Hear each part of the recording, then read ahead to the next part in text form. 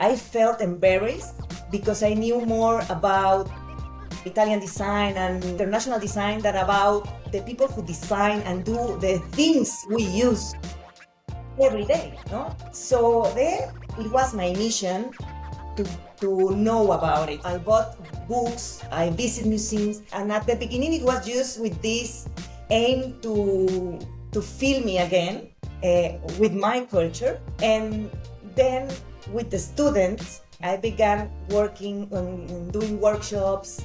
That was the way I reconnect again through them, because I became the professor that I wanted to have. Yes. This is where creativity gets lit. I'm talking bold pivots, design funks, and those tiny rituals that keep us grounded. I'm interior designer and creative director Ali Velji, and on AVD Inspire, I sit down with artists, makers, and icons for the real conversations behind the work. Laura is a versatile and collaborative designer with a background in product design and interior architecture. She describes herself as a thinker who communicates through design in many different settings, including products, spaces, workshops, processes, and more. 12 years ago, she founded the brand TRIBUTO with her sister, where they design and produce handmade objects made in Mexico under a timeless aesthetic through an appreciation of cultural heritage and traditional local production. I had the wonderful opportunity of meeting Laura and her team while I was in Guadalajara doing a shopping trip with a client, and she welcomed me with open arms. We sat in her studio, had a coffee. She introduced me to some incredible makers, drove me around Guadalajara, which was so delightful. And I just had the absolute best time with her. And I knew I had to have her on the podcast. Today, she finds it stimulating to think beyond the material and engage in projects that require taking creative processes to new challenges, which I think is so amazing. And I am so honored to welcome Laura Noriega to AVD Inspire. Welcome, Laura. Thank you, Ali. I feel so grateful of this opportunity of chatting with you. Thank you so much. Oh my goodness. The privilege is all mine. I want to sort of take our listeners back to the time where I went to Guadalajara and went to your studio. I actually contacted you because I was doing some research of places to go in Guadalajara.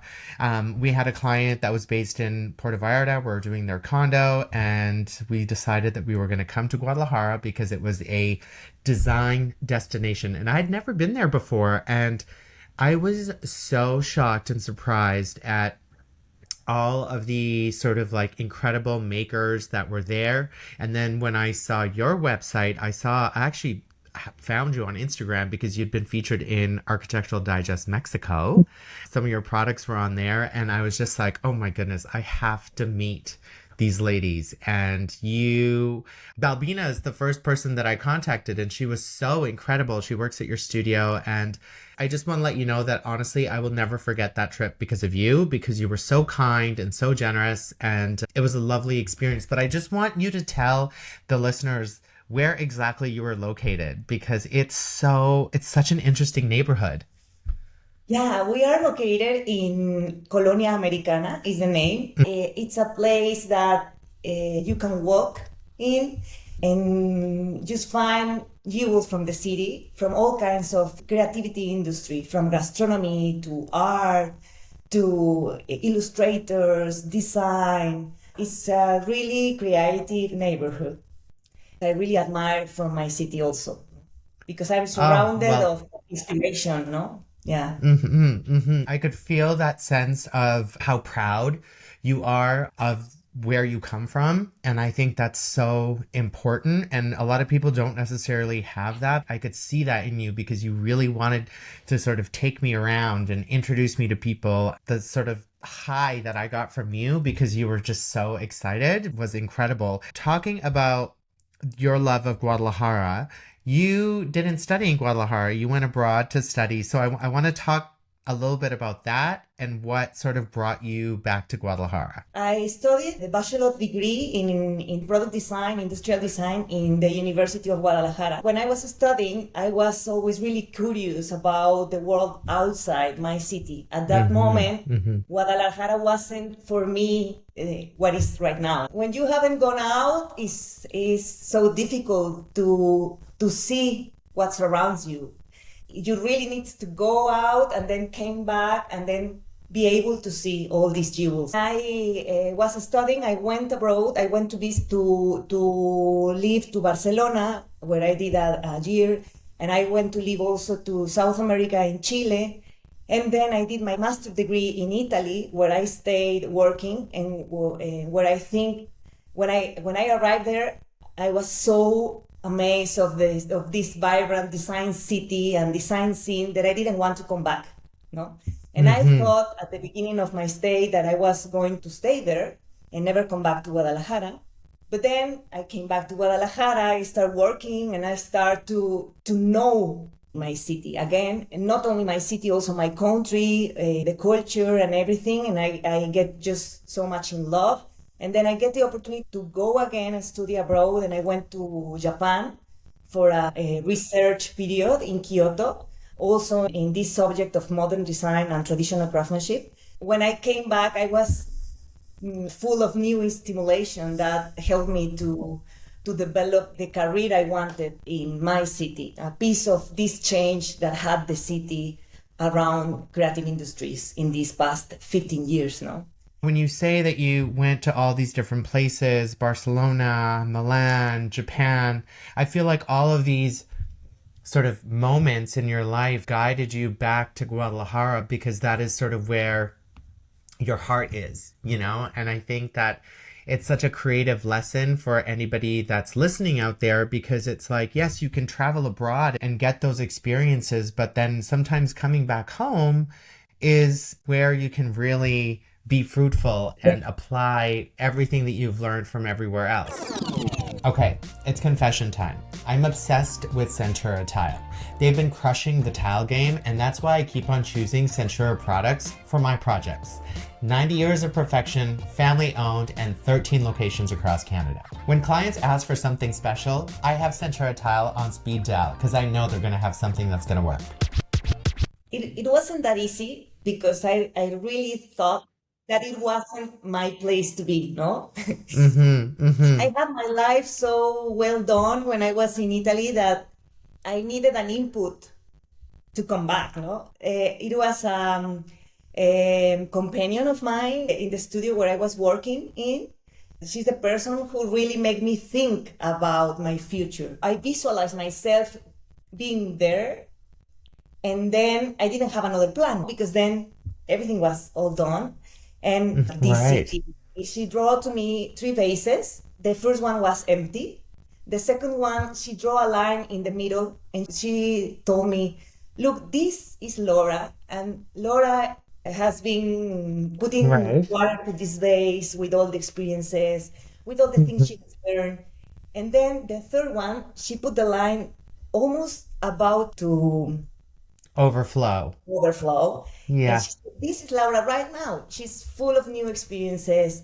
So it's a moment to think, what land do you want this water to flow? No? Yes. And she just left that question open, and she continued working. And I stayed in my computer like, I didn't say anything. I just began to plan my return.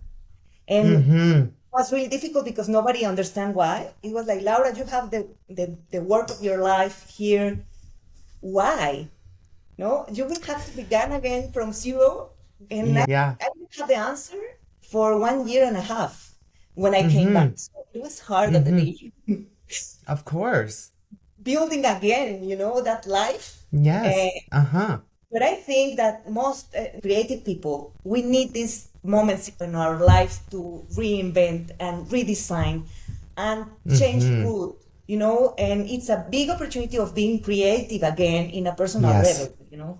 I love that. Sometimes you do have to reinvent and sort of think about how you're going to change your trajectory, because sometimes you don't even know that you're just sort of floating along until somebody else comes to you and gives you the three vase sort of moment, right? Like, what an incredible human being for her to say that to you. Like, I feel like I wish everybody had that. She said something to you that completely changed the rest of your life. Of You course. know? And I think that's so incredible. So you came back to Guadalajara, and this sort of like the cultural pride that you have with artisans and everything and the place that you come from, I think is so important. And I love that so much because I love Mexico. I love all parts of Mexico. And I think Mexico right now is having a moment.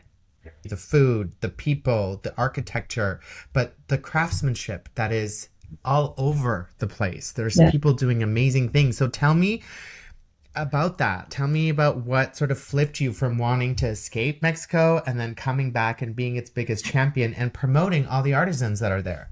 Craftsmanship became the reason I came back. But that was years after I began working. At the beginning, I was so depressed about coming back, but at the same time, I was so open, with open eyes, to find this reason, because people continue asking me, why are you here? No? And I needed to have an answer. I also had a lot of people around me that began to move me towards craftsmanship, beginning with my friends from abroad that began coming to Mexico and asked me to take them to nice places. So being also like a tourist in my country began to make me in love again of all the culture. And then I realized when I studied, I never had these cultural craft studies because I'm from that generation of plastic and steel, not culture. I didn't study at that generation. So for me, it was a need to know. I felt embarrassed because I knew more about Italian design and international design than about the people who design and do the things we use every day, no? So then it was my mission to know about it. I bought books, I visit museums, I travel on weekends to little towns to meet with craftsmen. And at the beginning, it was just with this aim to feel me again with my culture, the opportunity of beginning working with craftsmen. And then with the students, I began working on doing workshops. That was the way I reconnect again through them because I became the professor that I wanted to have. Yes. I really live everything on those years of my academic career with them. And I felt that I studied again another bachelor, like in more Yeah.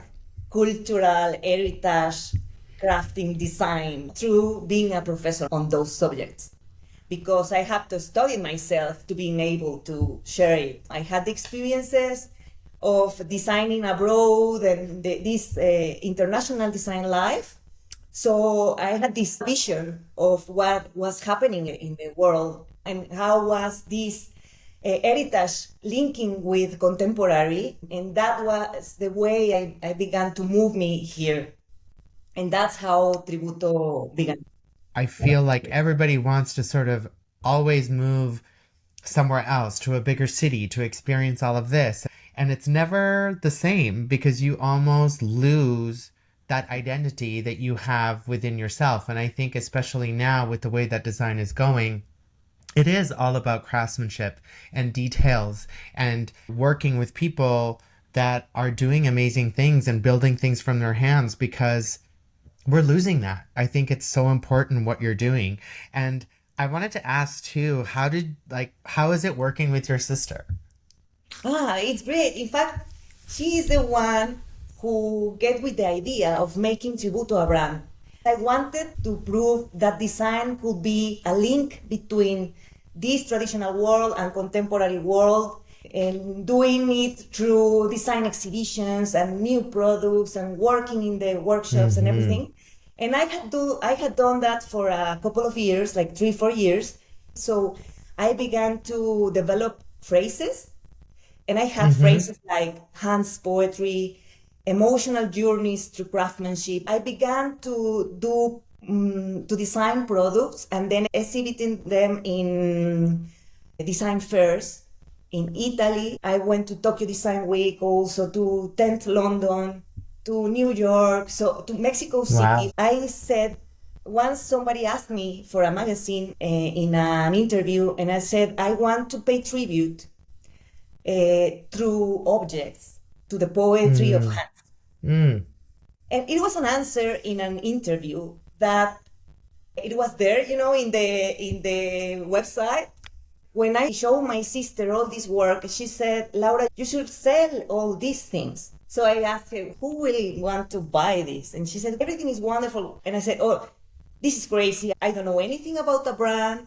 I don't know anything about selling. I'm not able. I'm just a designer. And she said, well, let me take it. Oh, wow. She said, give me, because you already have a name. You have slogans. You know, you have everything. You have a collection. You just need to make a brand. And I said, Yes. okay, do it. And so she developed it. And then she came back to Mexico, and we began with no experience on this. I love it. Only the passion and this honesty and this clarity of what it was our main aim, that it was really to make a benefit of all the people around us. Great people I knew on these years, on the workshops, all these craftsmen that were a little bit low about their work because their new generations weren't interested in co-producing again. Right. That's am exactly talking to right. you about 15 years ago, no? Now is another thing, but 15 years ago, they were sad.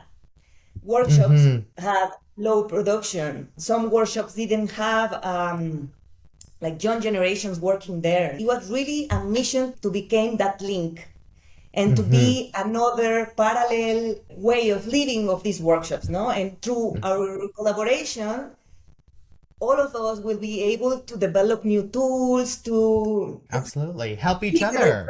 better professionals Yes. and better persons and collaborate. When Laura talks about craftsmanship, I got goosebumps because that's so aligned with how I feel about Centura tile. Designers and builders, when it comes to finding just that right tile for floors and backsplashes, Centura has your back. From the newest colorways to tiles you didn't even know about. When I want to absolutely wow my clients, Centura is always my go-to. Their showrooms are filled with the best tiles around. So it was a great idea. She's not a designer, so we complement each other.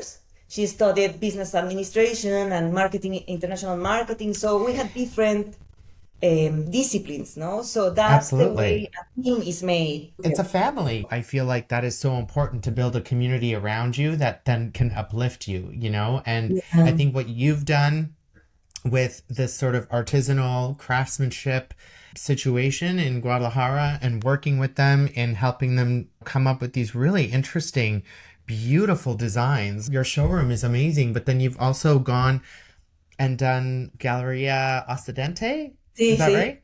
Yeah, it's great. Yeah, you toured me around there, and it's just, the work is so incredible. Like, honestly, it is so fantastic, and I'm so thrilled that you had a chance to speak on here. I just want to quickly, before we have to go, ask you two more questions. What is next for you, and what's next for Tributo? Since we launched the brand, it's the time of measuring our impacts. And I'm so excited because we began measuring, because at the beginning, people ask me, yes, but what's your impact? No? And when you begin a project, it's impossible to measure. You need to move in time to the future. Yes. And now, finally, we can count our impacts. And I'm really excited about it because numbers also look so beautiful. When you do it, when you saw them in a graphic, all these little dots, they seem like a loom, you know, like a loom or an embroidery. And I'm just getting crazy about sharing with our community and with all the people that has supported us these 11 years, because at the beginning it was really hard because we arrived before the trends. So it takes time to arrive, no, to a nice place. That in a way to be grateful for these 11 years, we want to count. Mm-hmm. We want to count and communicate these impacts, so everyone can feel also proud of being a chain in this machine, no? Because In the even wheel, yes. when you came and you trust in us for the first time, we felt so grateful because interior designers' work is just so important for us to be able to keep working. Mm-hmm. So Mm-hmm. now we are preparing all this information, and we will have a big change on the way we communicate our work individually with each workshop. Not the design process, because it's the only one. Mm-hmm. It's the only one that we have communicate. Like the Mm-hmm. design process and design and the production process. But it's been a process of learning. I don't know how to Mm-hmm. say it in English, but like capacitación en español. You know, Okay. I'm going to say that has something to do with capacity. no, I don't know. como, lo voy a decir en español, nos hemos capacitado juntos in new abilities. And now Okay, I okay. can list those abilities. I can list Mm-hmm. how Mm-hmm. much a workshop has grown, how many more clients they have received thanks to the communication work that we do through our community and through our Yeah, yeah, yeah. channels. Well, now you have the facts to basically prove Yes. what you have done and the impact that you've made. And I think that's so brilliant. And one last question before we go. I have this ritual that I always light a candle every time I go into a room because I feel like it grounds me. So if I go to the office when I'm doing my podcast, I have a candle burning, the scent, the smell, all of those things are very important to me. But what is one thing that you do that grounds you? I also do incense and Incense? copal Yeah. Okay. every morning Barefoot? barefoot. I love to Barefoot. be Yeah. barefoot in the grass. And Okay. that's something I try to do every day. Mm-hmm. Even if it's cold or wet, or, grandmas will say, no, you could get sick. That's not true. I Don't always worry. do it. I haven't get Oh sick. my God, that's amazing. I love that actually. And you're the first person that said that. Being barefoot on the ground to ground yourself, that just makes so much sense. I just want to thank you so much because your energy, your smile, your laugh, everything that you have inside of you, I can feel it. I can feel it right now. And I felt it when I met you. And I just want to thank you for taking the time to chat with me today. And I wish you nothing but the best. And I can't wait to Well, see what is next for Laura and her sister and Balbina and Tributo. And I yeah, can't wait to visit you in Guadalajara again one day. thank you. We will be waiting for you. Thank you so much Oh, for this bless. opportunity of talking about our work. Thank you. Absolutely. I'm really Absolutely. grateful. Thank you. Laura Noriega, that was absolutely incredible. Your drive, your passion, and your commitment to the craft is so inspiring. I'm fully obsessed. You can follow Laura Noriega at Laura_Noriega or Tributo at TributoMX. And a huge thank you to Centura Tile for sponsoring this epic episode. You can follow them or visit their website at centura.ca. And of course, as always, thank you so much from the bottom of my heart for listening and for watching. And if you know anyone that needs a little design inspiration or just inspiration in general, please share this podcast with them. And until next time,